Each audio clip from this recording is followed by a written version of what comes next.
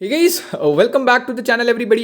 Welcome to another progress update video. And before starting the video, तुम सब लोगों ने जो भी पढ़ लिया है दिन भर में वो पहले कमेंट सेक्शन में डाल दो, वरना तुम लोग भूल जाते हो. एंड यप लाइक मैं स्टार्ट करूँ वीडियो तो आज का दिन भाई पता नहीं भाई क्यों ही था आज का दिन.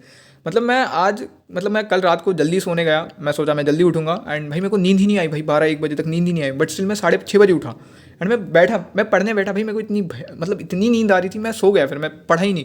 एंड फिर मैं 3 घंटा सोया. मैं 9:30 बजे तक सो लिया फिर. एंड फिर मैं 10 बजे पढ़ना स्टार्ट किया हूँ. एंड फिर मैं 3D ज्योमेट्री से स्टार्ट किया. एंड पढ़ते वक्त भी भाई बिल्कुल मन नहीं कर रहा था मेरा पढ़ने का. आई डोंट नो भाई मेरी एंग्जाइटी की वजह से पढ़ने का ही मन नहीं कर रहा था. फिर मैं तब भी कैसे तो भी 3D ज्योमेट्री जो विजेता के नोट्स है 122 स्लाइड्स भाई पूरे रिवाइज कर लिए. ऐसा नहीं कि मैं हर एक क्वेश्चन को लेके बैठा हूँ कि मैं सॉल्व करूँगा सबको. ऐसे जल्दी जल्दी गो थ्रू कर लिया. एंड कुछ क्वेश्चंस फार्मूला भी लिख रहा था. कुछ क्वेश्चंस मैंने खुद सॉल्व किए. अभी सर तो बुक ही ख़त्म हो गई. उसके बाद भाई दूसरी बुक, वो जो पुरानी रब बुक थी, उसमें फिर मैं कंटिन्यू करते रहा. एंड जितना हो पाया भाई उतना मैं किया. एंड बाकी सब क्वेश्चंस मैंने ऊपर से गो थ्रू कर लिया. एंड इसको करने में भाई 3 घंटे लग गए. एंड कितना भी पढ़ लूँ भाई मेरे को ऐसा लगता है कि भाई मेरे को कॉन्फिडेंस ही नहीं है भाई. किसी भी चैप्टर में मेरे को कॉन्फिडेंस नहीं आ रहा. एंड उसके बाद मैंने कल प्रोबेबिलिटी का लेक्चर देखा था, तो अभी मेरे को आज तो रिवाइज़ करना ही पड़ेगा उसे. तो फिर मैं आज उसे रिवाइज़ कर लिया 200 स्लाइड से. बट 200 स्लाइड्स में से भाई 90 ही स्लाइड्स है. बाकी सब स्लाइड्स तो मैम ने क्वेश्चन होमवर्क दिए थे, उतना टाइम ही नहीं था, तो जल्दी जल्दी गो थ्रू कर लिया. इसको भी गो थ्रू करने का ट्राई किया, बट कल ही पढ़ा तो लिख के रिवाइज़ करना पड़ा. सभी क्वेश्चन तो मैं सॉल्व नहीं किया, मैं मन में सॉल्व करने का ट्राई कर रहा था.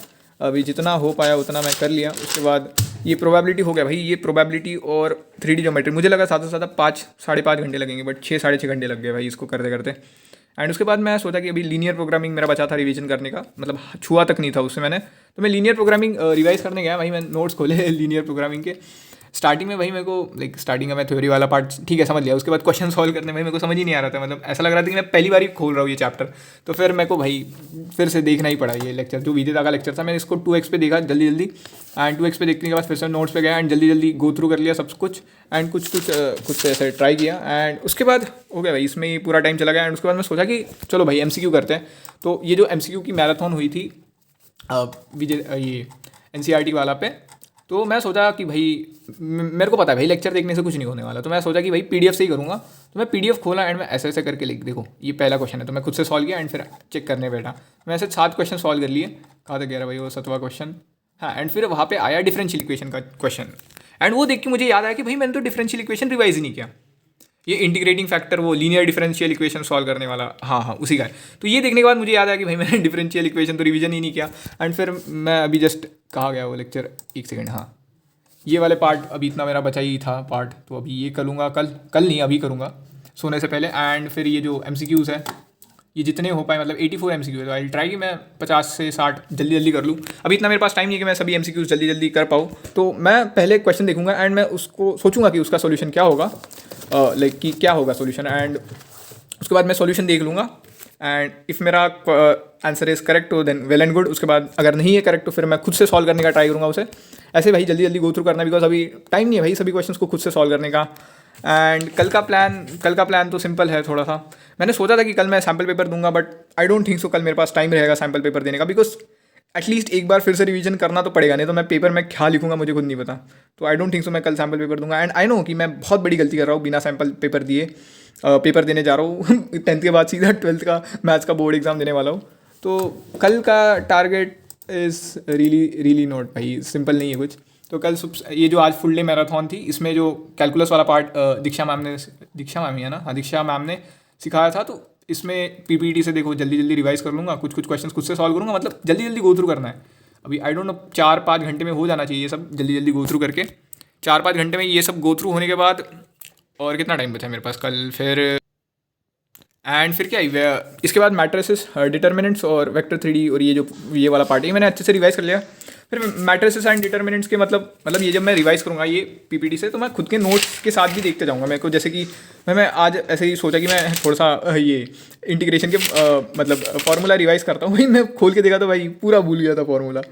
अभी कल खुद के नोट्स के साथ साथ ये करूँगा. 5-6 घंटे में हो जाना चाहिए. उसके बाद क्या करना है, हाँ उसके बाद ये जो आशीष सर ले रहे टॉप 100 क्वेश्चंस, तो ये तो अभी चल ही रहे इनकी स्ट्रीम. भाई कितना घंटे हो गए, 6 घंटा 40 मिनट्स. अभी कहाँ पे है सर.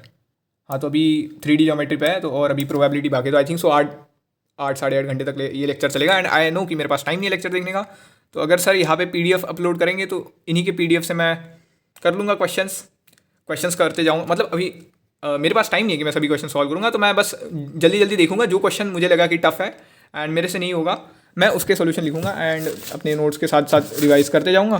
तो बस कल यही प्लान है, बस ये चीज़ें हो जाए, मतलब रिवाइज़ कर लूँ एंड 12 बजे तक कल मैं सो जाऊँगा एंड भाई सुबह मतलब अच्छे से नींद लेनी है बैच के पेपर में। तो यही है कल का प्लान एंड आई होप कि भाई कल का हो जाए। And I don't think so भाई सैम्पल पेपर होगा कल, बट अभी क्या ही कर सकते हैं, जितना होगा भाई उतना कर लेंगे। अभी कुछ एक्सपेक्टेशंस नहीं भाई, कोई एक्सपेक्टेशंस नहीं है। अभी सीधा कमबैक इंग्लिश के पेपर में करना होगा। लाइक सोचा तो था कि भाई मैथ्स के पेपर में कमबैक कर लूँगा, बट गलती तो हमेशा ही मैं करता हूँ। अभी इस बार लग रहा है कि एटलीस्ट सिर्फ विजेता के PDF से रिवाइज कर लिया होता तो वो ज़्यादा बेनिफिशियल होता लेक्चर्स देखने के ज़्यादा, मतलब लेक्चर्स देखने के अलावा। बट अभी क्या कर सकते हैं, गलती से सीख लिया हूँ मैं, तो अभी लेक्चर्स नहीं देखूंगा कल भी। कल मैं सब PDF से रिवाइज करने का ट्राई करूँगा एंड सो या भाई यही है मेरा कल का प्लान। सो या भाई तुम्हारा क्या प्लान है कल का एंड कितना तुम्हारा हो चुका है मैथ्स में, ये बता सकते हो। एंड ये इतना सब करने के बाद भी मेरे को कुछ भी कॉन्फिडेंस नहीं है भाई, कुछ भी कॉन्फिडेंस नहीं। मैं इतना देर इंटीग्रेशन पढ़ा एंड मैं आज देख कर रहा हूँ तो भाई फिर से पूरा गायब, पूरा गायब। अभी पता नहीं भाई क्या होगा कल अभी तो सब भगवान भरोसे हैं। एंड ऑल्सो पता है मैं इतना ज़्यादा डर रहा था ना कि फिर मैं मम्मी को खुद बोला कि मम्मी अपन मंदिर चलते हैं। एंड भाई मैं फिर मंदिर भी गया भाई, मैं आधा घंटा मंदिर से आया हूँ, तब जाके थोड़ा बहुत अच्छा लगा। सो हाँ भाई, that was it for the video. मिलते हैं कल के वीडियो में। कल मैं 3-4 बजे डाल दूंगा कि मैंने क्या कर लिया एंड और सामने क्या करूँगा। सो हाँ भाई, that was it for the video. मिलते हैं कल के वीडियो में। Till then love you all, take care, bye bye and peace. पढ़ाई लिखाई करते रहो एंड डरो मत भाई। मैं कौन बोल रहा है भाई, मैं खुद डर रहा हूँ, बट नहीं भाई डरना नहीं है। क्या माउंटेन ड्यू डर की MKC भाई, डर के आगे जीत है। बाय।